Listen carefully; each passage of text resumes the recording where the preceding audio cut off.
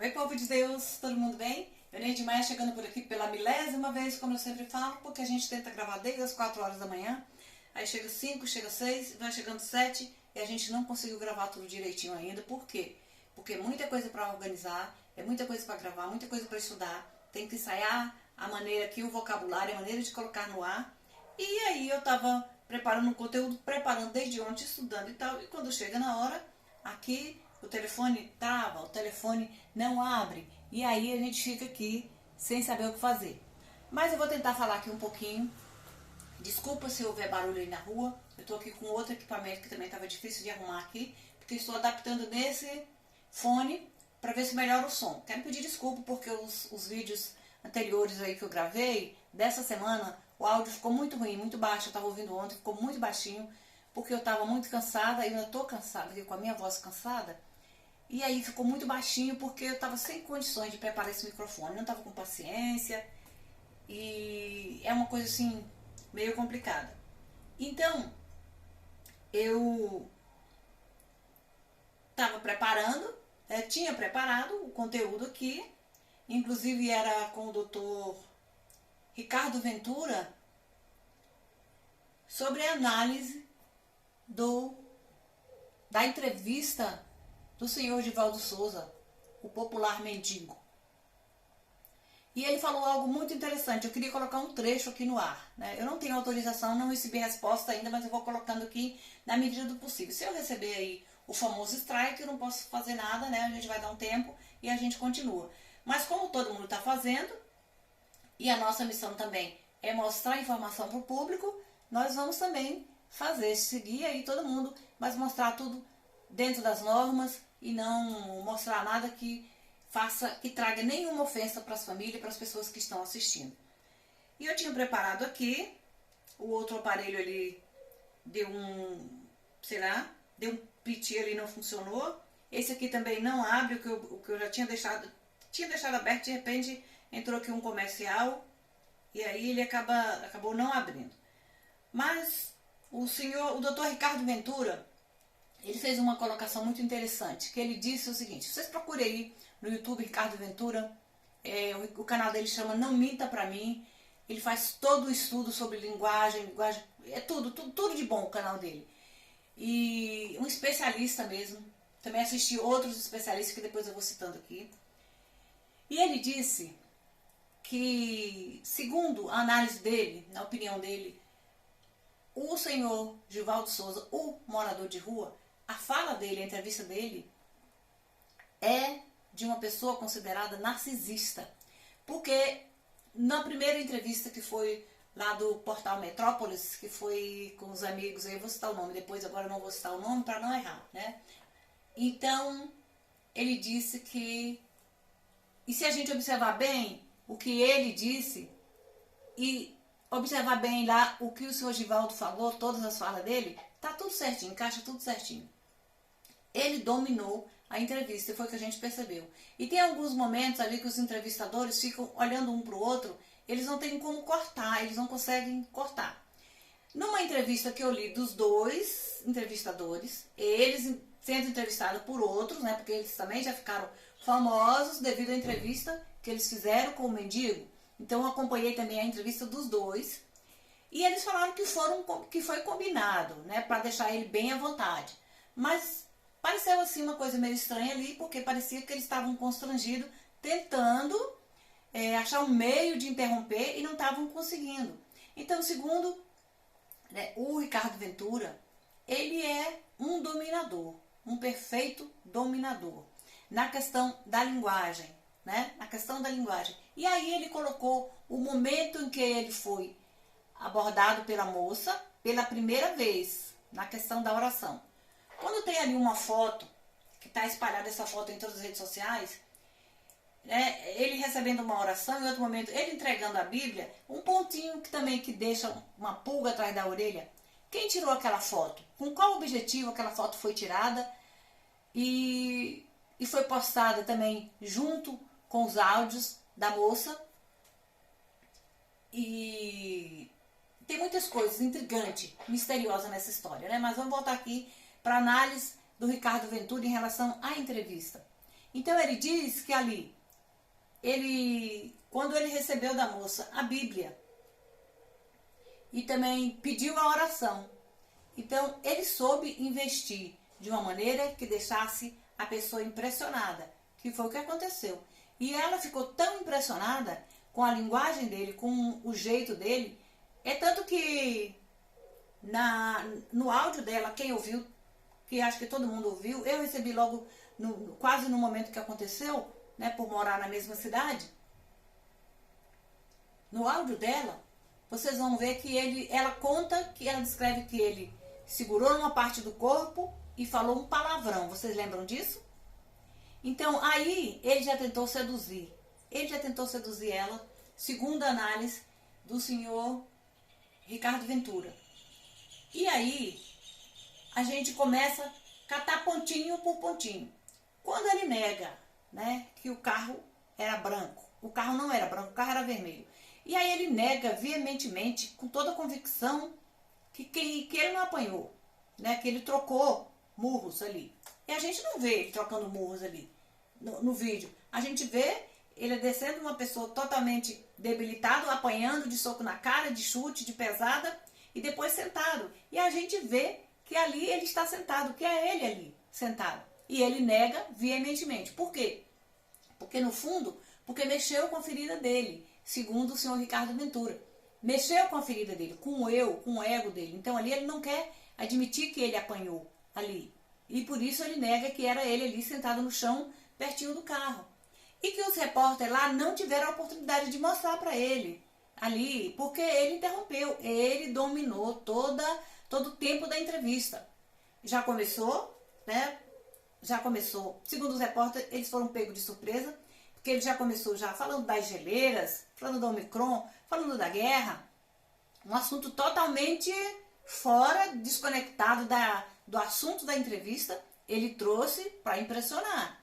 Então, segundo o senhor Ricardo Ventura, ele é uma pessoa considerada narcisista.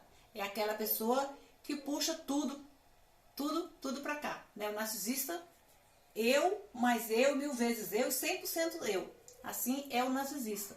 E aí, ele coloca também essa situação toda que está sendo criada em volta dele, né? Quais serão as consequências no futuro? Até para a própria sociedade, que virou a cabeça de repente, virou comportamento, virou pensamentos. Essa história virou música, essa história virou meme, essa história virou tatuagem, essa história virou frases repetidas aí. E até que ponto vai chegar essa situação nos dias em que nós estamos vivendo e que nós estamos aí vendo uma geração sendo desconstruídos seus valores, uma geração que se desconstrói, que destrói o seu próprio corpo. Às vezes um jovem lindo, uma moça linda vai lá e taca um trem dentro do nariz, uma argola no nariz que fica a coisa mais feia, taca um trem aqui dentro aqui no olho aqui que fica uma coisa mais feia, outra aqui e enche o corpo de uma tatuagem mais horrorosa. Tem uma tatuagem até bonita que dá pra gente ver. E aí a pessoa não tá perfeito, não tá satisfeito. Essa geração que a gente tá vivendo, vai lá e enfia um monte de... Gente, tem umas coisas aí no YouTube, nos canais aí, que são coisas horríveis que se você ver aquilo, você não vai deixar seu neto assistir, seus filhos assistir, que são coisas horríveis. Isso tudo é implantado na mente das crianças, dos jovens e dos adolescentes. Então, e de repente, virou tudo de cabeça para baixo. Virou tudo. Pouco se fala da guerra, não se fala mais de Covid, não se fala mais de Omicron, acabou tudo. Apareceu essa pessoa aí para virar a cabeça do povo. Eu não tô criticando, mas a gente está vendo a desconstrução das coisas. Ele merece uma chance, ele merece, e Deus abençoe, Deus ajude, eu inclusive fiquei preocupada, Deus abençoe que ele se recupere. Inclusive eu Neide Maia, fiquei preocupada com a situação, que ele estava lá dentro da mansão maromba do Toguro, né, e ele foi convidado para treinar, e ele disse, eu não aguento, eu estou com uma costela quebrada. E ele não é mais um jovem de 30 anos, de 18 anos, de 20 anos, né? E isso pode fazer mal para ele, pode estar até com uma infecção ainda, né, a gente também precisa preocupar com a saúde das pessoas. E eu fiquei preocupada com essa situação. Se ele fosse se esforçar, inclusive essas andanças demais, né, ele ainda é uma pessoa que está saindo do vício de bebida, a gente vê que ele bebe. E aí, essas andanças demais, essas coisas e tal, é claro que todo mundo está ganhando em cima disso. Todo mundo está ganhando em cima dessa história, todo mundo.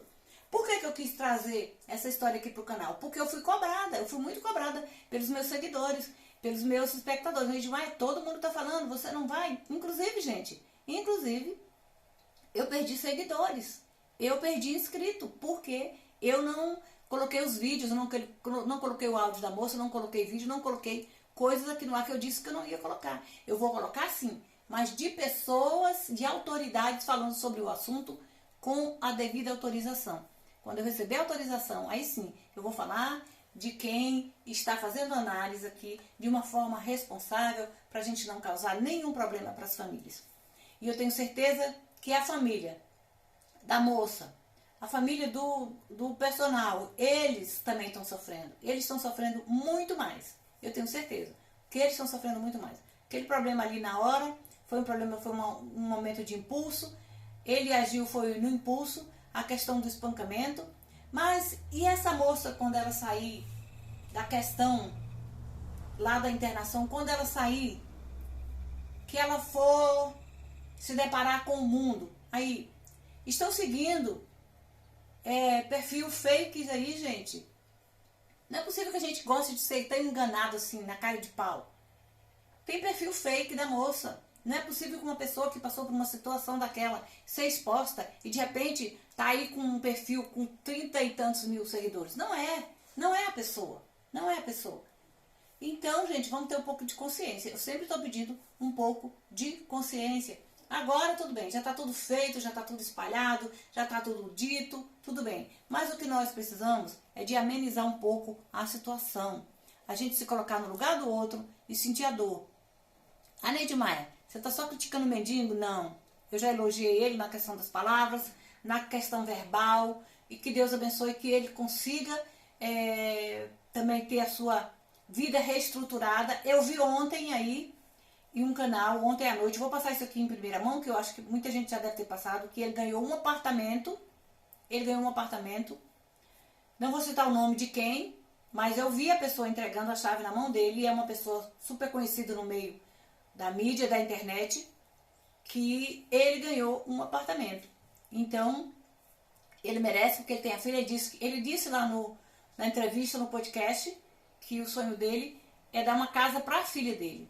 E que ele também tenha a sua casa, que a sua vida seja reestruturada e que a vida também do casal aqui da nossa cidade seja reestruturada. Que essa moça tenha equilíbrio, que Deus abençoe que ela tenha equilíbrio, porque eu fico pensando quando ela sair dessa situação que ela está agora, como vai ser o equilíbrio emocional dela. Essa moça, essa situação pode levar ela até ao suicídio, porque a gente vê por uma publicação de nudes, quantos suicídios a gente não já viu? Por pessoa fazer chantagem em relação a nudes, publicação de nudes, a gente já viu essa história chegar nesse fim triste. Então eu fico preocupada aqui na minha condição de mulher e por pessoa que já passei por problema de saúde mental, com depressão profunda, eu fico preocupada com essa situação e orando, pedindo a Deus para que Deus abençoe e restaure a família dela, a saúde dela, do personal, que eles tenham equilíbrio para lidar com a situação e que Deus abençoe também a vida do senhor Givaldo Souza, da sua família,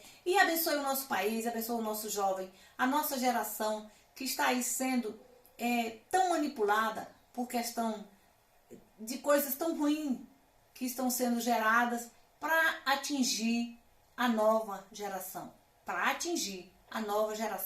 e desconstruir os valores da família, os valores das igrejas, todos os valores morais estão sendo desconstruídos. Eu tenho 65 anos de vida, vou fazer 66 no dia 15 de setembro. Eu não tenho medo de falar aqui o que eu estou falando, não. Porque eu falo aqui com conhecimento de causa, eu estou falando aqui com experiências de tudo que eu já vivi. O que nós estamos vendo hoje são coisas impossíveis de acreditar. Se a gente não vê na nossa frente, a gente não acredita. Mas eu creio que ainda tem solução. E por isso que nós estamos aqui dividindo e compartilhando a nossa experiência e levando a nossa mensagem até você. Então fique aqui com a gente, se inscreva, deixe seu like e também ative o sininho para receber as notificações. Um beijo, até breve.